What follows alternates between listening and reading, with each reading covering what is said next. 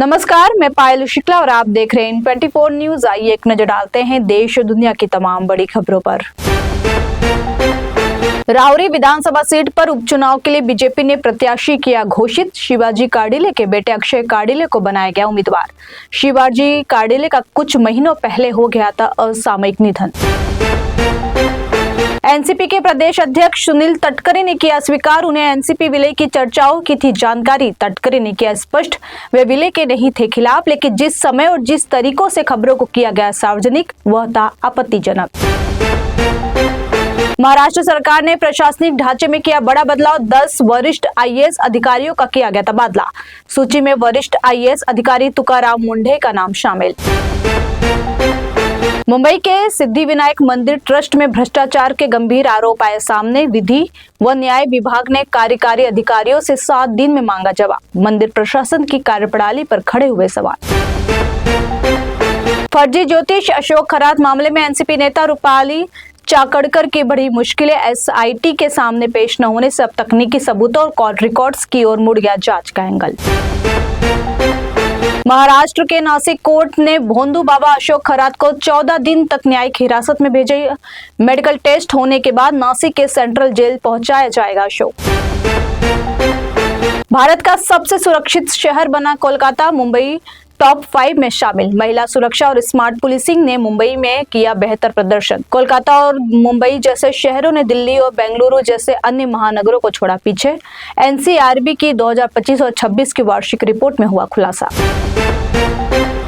Mumbai airport पर Indigo की flight में डेंजर लिखा टिश्यू पेपर मिलने से बढ़ा हड़कंप। सुरक्षा एजेंसी और बम निरोधक दस्ते ने ली विमान की गहन तलाशी। पुलिस ने अज्ञात व्यक्ति के खिलाफ केस किया दर्ज।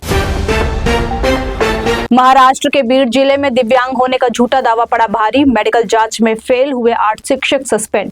दिव्यांगजनों के लाभों का फायदा उठाने पर 2 साल के कारावास की सजा का है प्रावधान। अकोला में सिविल लाइन पुलिस स्टेशन के लॉकअप में बंद एक महिला आरोपी से ड्यूटी पर तैनात एएसआई ने कर दी डर्टी डिमांड। महिला की शिकायत पर पुलिस महकमे में मचा हड़कंप। 80 लाख के फ्रॉड केस में लॉकअप में बंद थी महिला। रील स्टार संतोष पंडित पर महिला पत्रकार से अभद्रता और कपड़ों पर टिप्पणी का लगा आरोप। पुलिस ने संतोष पंडित पर केस किया दर्ज। अशोक खरात मामले के विरोध में आंदोलन किया गया था आयोजित, उसी की रिपोर्टिंग के लिए मौके पर पहुंची थी महिला पत्रकार।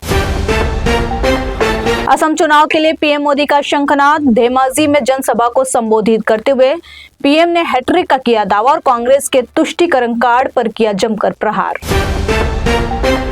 15 साल के इंतजार के बाद आज से डिजिटल जनगणना 2027 का आगाज। पहले चरण में मकानों की सूची और सुविधाओं पर पूछे जाएंगे 33 सवाल। कोरोना महामारी के कारण जनगणना करना पड़ा था स्थगित। पश्चिम बंगाल के कुछ बिहार में भाजपा उम्मीदवार के काफिले पर जानलेवा हमला। रथिंद्रनाथ बोस अपने साथियों के साथ चुनाव प्रचार खत्म कर लौट रहे थे वापस। हमले में एक कार्यकर्ता गंभीर रूप से घायल। बंगाल चुनाव के आसनसोल में दंगे कराने की साजिश। दिन दहाड़े तोड़ी गई 200 साल पुरानी मंदिर की मूर्तियां। पूरे इलाके में पसर गया सन्नाटा। गुस्साए लोग मंदिर के बाहर हुए जमा। दिल्ली हाईकोर्ट ने अरविंद केजरीवाल को ईडी की उस अर्जी पर नोटिस किया जारी जिसमें पूर्व दिल्ली के सीएम अरविंद केजरीवाल को समन का पालन न करने के मामले में बरी किए जाने के ट्रायल कोर्ट के आदेश को दी गई चुनौती। 29 अप्रैल को होगी मामले की अगली सुनवाई। ओडिशा के पूर्व सीएम बीजू पटनायक को लेकर अपनी माफी में बोले निशिकांत दुबे। कहा, मेरी बातों का निकाला गया गलत अर्थ। मेरे बयान से अगर किसी की भावनाएं हुई आहत तो मैं बेशर्त चाहता हूं माफी। वह हमेशा ऊंचे कद के रहेंगे स्टेट्समैन। असम में चाय बागान पहुंचे पीएम मोदी। महिलाओं के साथ तोड़ी पत्तियां और खिंचवाई सेल्फी। कहा, हमें चाय बागान के हर एक परिवार की कोशिशों पर है बहुत गर्व। उनकी कड़ी मेहनत और लगन ने असम का बढ़ाया है मान। हनुमान जयंती से पहले नैनीताल स्थित कैची धाम में सुरक्षा और भीड़ नियंत्रण के लिए किए गए पुख्ता इंतजाम। आपात स्थिति से निपटने के लिए पुलिस प्रशासन और एसडीआरएफ की संयुक्त टीम लगातार कर रही है अभ्यास। जयपुर में एक विदेशी फोटोग्राफर के फोटोशूट पर बढ़ा विवाद। एक हाथी को गुलाबी रंग में पेंट कर किया गया था फोटोशूट और पिछले महीने उस हाथी की हो गई मौत। जयपुर हाथी एसोसिएशन ने दी सफाई। हाथी की हुई थी प्राकृतिक मौत। पर्यावरण कार्यकर्ताओं ने की कार्रवाई की मांग। चार धाम यात्रा 2026 के लिए केदारनाथ धाम के 22 अप्रैल को खुलेंगे कपाट और 21 अप्रैल से शुरू होगी हेलीकॉप्टर सेवाएं। उत्तराखंड नागरिक उड्डयन विकास प्राधिकरण ने 8 हेलीकॉप्टर ऑपरेटरों का किया चयन। गुप्तकाशी से केदारनाथ, फाटा से केदारनाथ और सिरसी से केदारनाथ तक होगी ये सेवाएं। पश्चिम बंगाल चुनाव से पहले वोटर लिस्ट को लेकर सियासी घमासान अब पहुंचा सुप्रीम कोर्ट। टीएमसी ने भाजपा पर फॉर्म 6 के जरिए अवैध रूप से बाहरी लोगों को जोड़ने का लगाया आरोप। आपके पूर्व विधायक और सुप्रीम कोर्ट के वरिष्ठ अधिवक्ता एच.एस. फुल्का बीजेपी में हुए शामिल। 1984 सिख विरोधी दंगा पीड़ितों के लिए लड़ाई लड़ने वाले एच.एस. फुल्का ने 7 साल के लंबे अंतराल के बाद राजनीति में की वापसी। आंध्र प्रदेश पुनर्गठन संशोधन विधेयक लोकसभा में पारित। अमरावती को राजधानी के रूप में मिली मान्यता।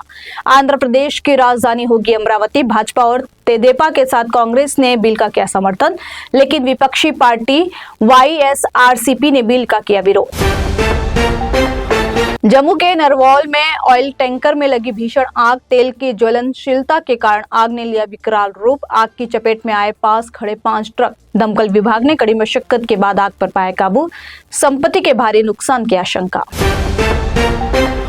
फिलहाल के लिए इतना ही। इसी तरह के ताजा तरीन खबरों के लिए देखते रहिए N24 न्यूज। साथ ही N24 न्यूज के social media platform YouTube, Instagram और फेसबुक को लाइक, सब्सक्राइब और शेयर करना ना भूले।